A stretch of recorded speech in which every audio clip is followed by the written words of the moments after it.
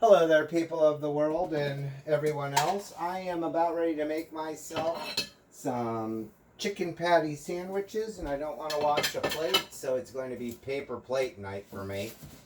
So I don't have any pictures or videos to show you today because there's nothing that exciting going on in my life.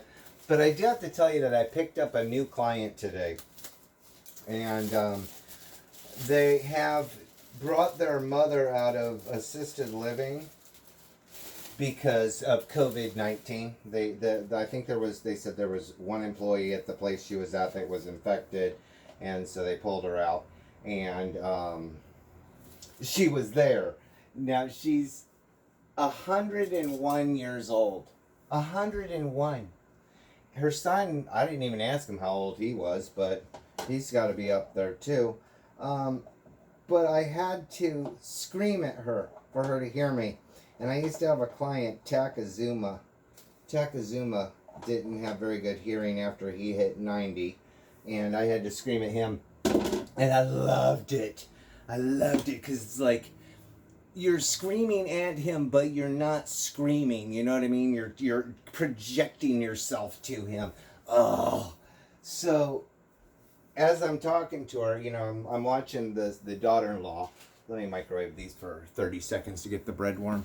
So the daughter-in-law, mom is in her wheelchair with her little table in front of her. And the daughter gets right up to her ear and she's repeating what I'm saying, although she could hear some. So after like me trying to get my thought across to her, she says to me, I can hear you better if you just get right up here to my ear.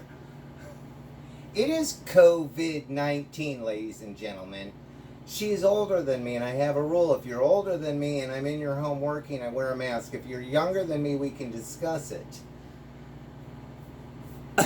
It was like, yeah, I don't think so. I don't think so, sweetie. I'll just stand back here and scream. And I told her that I loved screaming. I do. I mean, there's just something about it. I think I'm going to save this piece of bread and eat it later. But here's the thing that I was telling her, and she did hear me when I was screaming. It's easier on me, is what she's thinking, and easier on everybody else if I'm right up to her ear. But even with my neck, I tried, but it was almost like, the burpee hug where you don't want the hug and you have to get the hug because it's your grandma. I tried.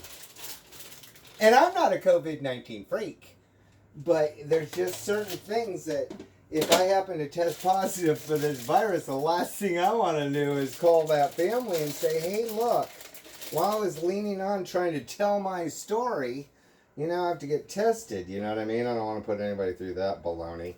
But here's the thing. What I was telling her, she's 101. She was born in 1919.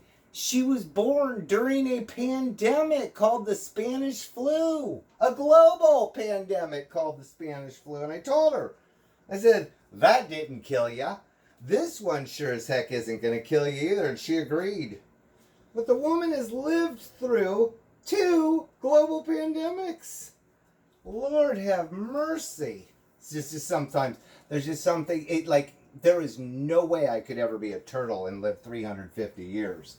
Too much changes, including accents, I mean, we don't say thee, thou. We don't talk in biblical sense. We're just forced to read it every Sunday. So the sandwiches are about done, and I was going to microwave the cheese, but I don't think I'm going to because it'll make the bread too hard. And that's my story for you. I hope you guys are having a good week, and business for me is getting better, getting a little more normal this week. But the governor can just open his mouth and change things. A COVID-19 world, I don't know how it was during the Spanish flu, and she was too young to remember, but lordy, living through 2 pandemics is pretty cool if you ask me. See ya.